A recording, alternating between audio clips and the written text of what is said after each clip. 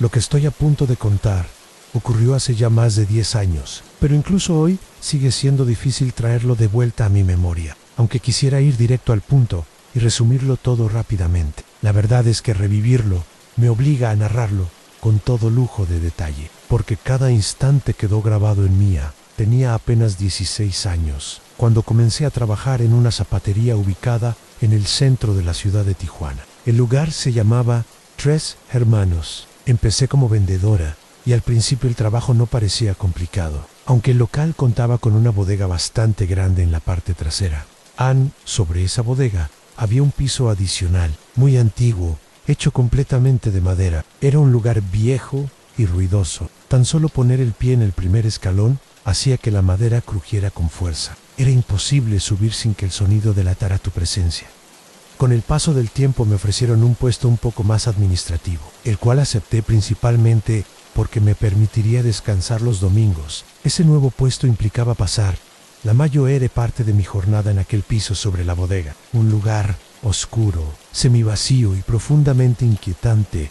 El espacio contaba únicamente con 4 anaqueles llenos de cajas de zapatos, un escritorio, algunos archivos y libreros viejos. Mi pequeña oficina se encontraba hasta el fondo. De no ser por mí, nadie más subía jamás a ese lugar.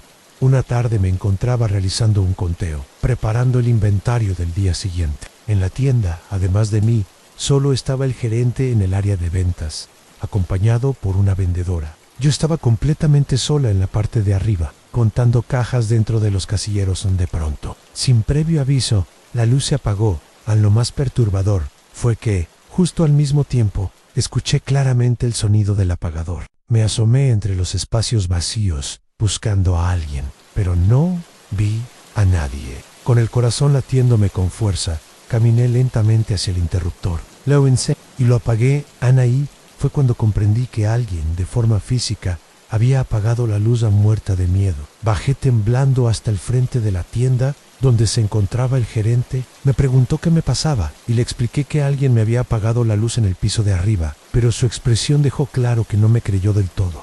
«Estás sola allá arriba», me dijo. «Lo siento, pero necesito que termines el conteo para el inventario de mañana». Subí nuevamente, con el miedo recorriéndome el cuerpo. Afortunadamente, ese turno logré terminarlo sin que ocurriera nada más extraño. Días después, ya entrada la noche y a punto de finalizar mi turno, el gerente me pidió atender a un cliente, ya que mi compañera no se encontraba. Para entonces, el lugar ya me provocaba un nerviosismo constante. Había comenzado a enterarme de otras trabajadoras que habían renunciado tras vivir experiencias aterradoras. Mujeres que se marcharon jurando no volver jamás.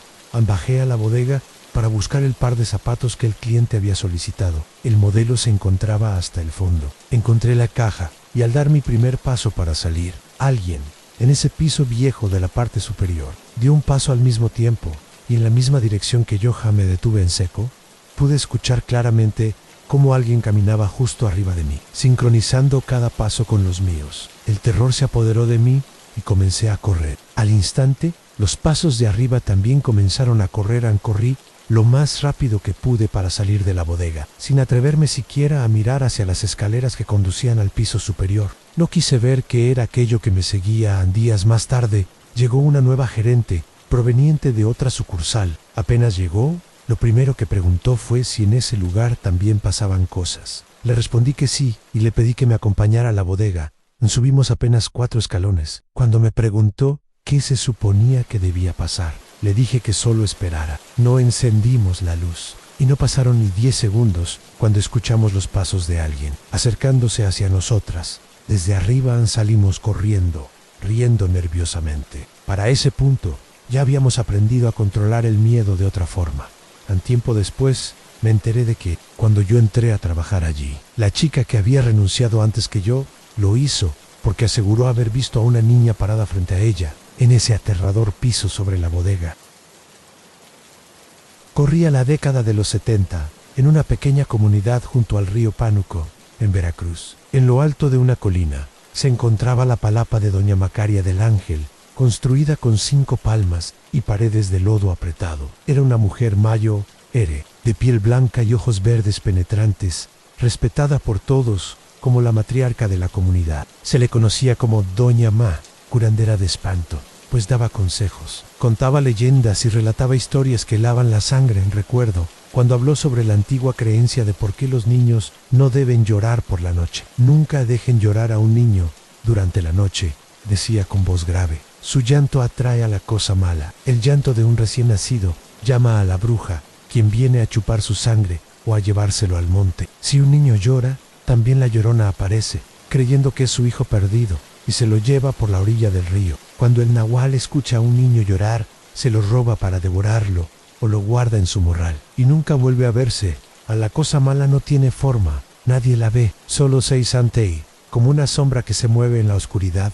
Continuó doña Ma. Una vez, un niño lloraba sin parar por empacho, y su madre me lo trajo antes de que la cosa mala entrara. Era como una bola de nombres saltando entre los platanales. Una bruja que seguía al niño, los metía al jacal, cerré puertas y ventanas, encendí lámparas de petróleo y alumbré toda la choza. Coloqué tijeras en cruz debajo de la cama donde recosté al niño, que no dejaba de llorar. La bruja cayó sobre el techo, escuchándose como si arañara las palmas. Lo primero que hice fue untar aceite y masajear la barriga del niño mientras rezaba con todas mis fuerzas. La bruja golpeaba las viejas ventanas de madera, intentando entrar para arrebatarlo. Cuando la puerta cedió un poco, la intensa luz atravesaba las rendijas, y pensé que estábamos perdidas, porque ellas podían entrar por el agujero más pequeño. Sin embargo, con el agua bendita y mi altar a la vista, la bruja se espantó y desapareció por un momento. Pregunté a la señora si estaba bien. Con ojos desorbitados, me susurró que sí. Poco después, el niño, finalmente, se durmió. Abrí la puerta y sentí de repente una mano que me agarró con fuerza en el brazo, haciéndome caer en el patio. Era la bruja, montada en una escoba, sin patas, dirigiéndose a la madre para arrebatar al niño. Corrí por agua bendita, pero al salir ya no estaban en el patio. Los gritos de la mujer resonaban entre los platanales. Los alcancé y comencé a rezar el Padre Nuestro con fuerza, arrojando agua bendita mientras la bruja buscaba desesperada al niño en el suelo. Finalmente, la bruja desapareció y el niño, llorando, fue entregado a su madre, quien lo calmó. Nos refugiamos en la choza durante días, tal vez semanas. La bruja regresó algunas veces con otras brujas hasta que se cansaron de buscar. Por eso, jamás se debe dejar llorar a un niño de noche. A meses después, escuchando historias sobre fantasmas en los baños del aeropuerto de Ciudad de México, un escalofrío me recorrió al recordar un suceso reciente. Ese año, estaba en Plaza Universidad, al sur de la ciudad, comprando unos lentes, y luego iría a encontrarme con amigos en la Cineteca. En el baño de mujeres, mientras me lavaba las manos, percibí una voz que cantaba suavemente. Al principio creí que era una niña, pero el tono era extraño, perturbador. Observé discretamente por debajo de las puertas. No había nadie afuera. 3 mujeres me confirmaron que también escuchaban la voz. No había viento, la ventilación apenas funcionaba, y de repente, la puerta del baño de donde había salido se abrió y cerró violentamente, haciendo que todas corriesen, aterrorizadas. Les envié audios a mis amigos tratando de parecer tranquila, pero uno de ellos notó mi verdadera angustia. Se te escucha muy alterada, me dijo Ann. Desde pequeña, mi madre me llevaba a museos en la Ciudad de México. Ella amaba especialmente los del centro, y gracias a sus estudios en arquitectura y antropología, conocía muchos detalles históricos. Hace años, visitamos 2 exposiciones en el antiguo Colegio de Medicina, también conocido como el antiguo Palacio de la Inquisición Anuna, sobre el México prehispánico, con maquetas detalladas, y otras sobre los instrumentos de tortura. Pasamos tanto tiempo en la sala de maquetas que al final tuvimos que ir al baño. Los baños estaban junto a una escalera y atravesando un patio. Conservaban techos altos, puertas de madera largas y lavamanos antiguos. Eran 3 cubículos, aunque uno estaba descompuesto. Mientras me lavaba las manos, vi que una señora salió de un cubículo y avanzó hacia la puerta, pero en vez de abrirla, la atravesó como si no existiera. Corrí hacia ella y alcancé a abrir la puerta. Me volteé y le pregunté a mi madre: ¿viste al señor que acaba de salir? Nunca olvidaré ese instante, la sensación de horror, la imposibilidad de comprender lo que mis ojos habían presenciado. Todo parecía conectar con las historias de Doña Ma sobre la cosa mala, la bruja y los niños llorones. Aquella presencia espectral en el baño me hizo sentir, por un instante, que lo desconocido siempre está más cerca de lo que creemos. Hace tiempo quería compartir esta historia, que me contó mi abuelita. Ella vivió en el sur de Chile cerca de Osorno y la relata como algo que aún la marcó. Tenía un hermano llamado Omar, que cuando tenía alrededor de 16 años, comenzó un noviazgo secreto. Sus padres jamás lo habrían aprobado, porque sospechaban que la madre de su novia practicaba brujería. Muchas veces lo castigaron por desobedecer, pero Omar no quería entender, hasta que un día llegó a casa extraño, cambiando su manera de hablar y gesticular. Empezó a moverse solo, haciendo formas extrañas con las manos y burlándose de todos, como si no fuera él. Al principio no parecía grave, pero pronto se notó que algo oscuro lo estaba afectando en su madre. Preocupada, lo llevó con una mujer que curaba males, una bruja y curandera conocida en el pueblo. Ella explicó que alguien le había lanzado un mal, diseñado para volverlo ridículo y hacer que todos se burlaran de él. La curandera comenzó un tratamiento, y Omar tuvo que permanecer bajo su cuidado durante varios días, mientras lentamente recuperaba la normalidad. Finalmente, la mujer le dio permiso para regresar a su casa, y Omar llegó a saludar a su familia. Todo parecía tranquilo, hasta que pidió permiso para visitar a un amigo, pero su madre sospechaba que en realidad iba a ver a su novia. Aunque le permitió ir, ocurrió lo que todos temían al llegar a la casa de la joven. Su suegra lo atendió, pero cuando intentó irse, algo invisible lo atacó.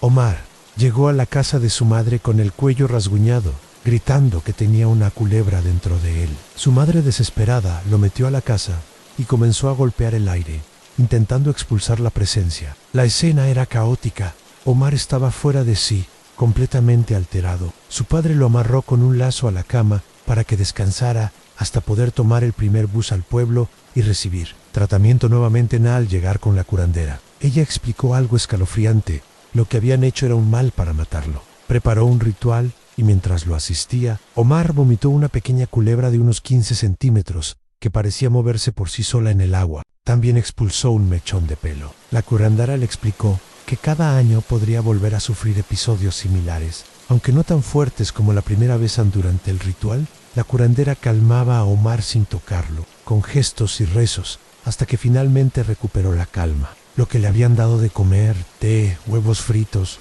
y un pedazo de carne, había sido el vehículo para que el mal ingresara a su cuerpo. Cada año, como había predicho la curandera, Omar experimentaba una locura temporal, que incluía correr bajo la lluvia en ropa interior, lastimarse levemente y gritar al aire, hasta que finalmente desaparecía el efecto. Así fue durante toda su vida. Un recuerdo constante de que algunos males no se curan por completo, sino que regresan con fuerza controlada, dejando un escalofrío que jamás se olvida.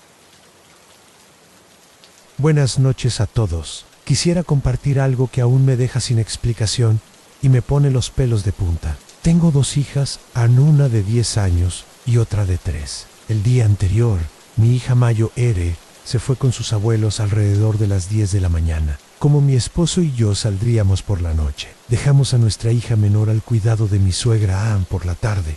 Aproveché para salir al supermercado. Al regresar, saludé a unas vecinas que estaban afuera y platiqué unos minutos con ellas. Les comenté que por la noche saldría con mi esposo. Me despedí y entré a mi casa, sin notar nada extraño.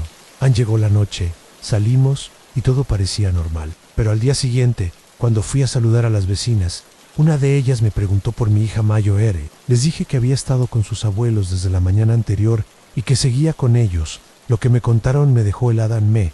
Dijeron que la habían visto ayer por la tarde, gritando mamá, y parada junto a mi coche antes de entrar a la casa. Insistieron en que la reconocían perfectamente y que no podían confundirse. A mi corazón se aceleró. ¿Cómo podía estar allí, junto a mi casa, si estaba con los abuelos todo el día? Intenté encontrar alguna explicación lógica, pero ninguna encajaba. La vecina, al describirla, aseguró que la niña estaba parada sola, mirándome directamente, y luego desapareció dentro de la cochera. Me quedé sin palabras. No hubo error ni confusión. Nadie más en el barrio podría haberla confundido. No era posible. Hasta hoy, no tengo explicación alguna. No vi a nadie más, ni había sombras extrañas, pero el hecho de que mi hija haya aparecido allí sin estar físicamente presente me dejó un miedo profundo. Una sensación de que algunas presencias pueden imitar la realidad, pero no pertenecen a este mundo desde entonces. Cada vez que salgo, observo el entorno con más atención, preguntándome si aquel día mi hija estaba realmente allí, o si lo que vimos fue algo que no debería existir.